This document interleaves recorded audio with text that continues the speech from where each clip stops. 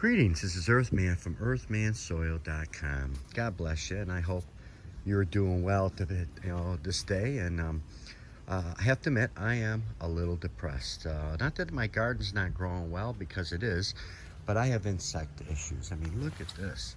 I mean, what ate that? You know what I mean? And then I got, other issues, a little bit here and there. My pepper, my bigger broccoli plants took a real hit. I mean, look at this. I mean, they're just killing it, man. Look at that. All my new stuff that's coming up on the broccoli, they're just crushing it. So I have to do something about it. I have been putting neem water on them. I make my own neem water. But this time I'm gonna go another route.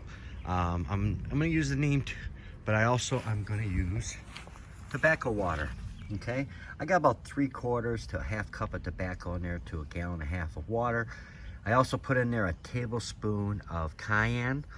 All right, so what I'm gonna do is let this sit for a couple hours, and I'm gonna strain it out, and then I'll put it, store it in a gallon container with some additional water.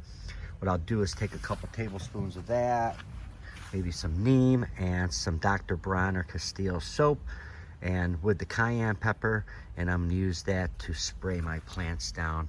And I'm gonna keep trying new things. I'm gonna see what works.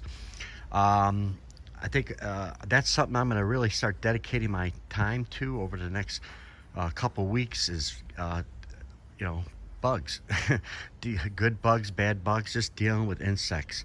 And so keep checking out this channel. I will have more news for you on how to combat bugs. Okay, so this tobacco mixture with cayenne and some Castile soap, I'm hoping will work, and then I'll alternate it with the neem water. So we'll see what happens. God bless you.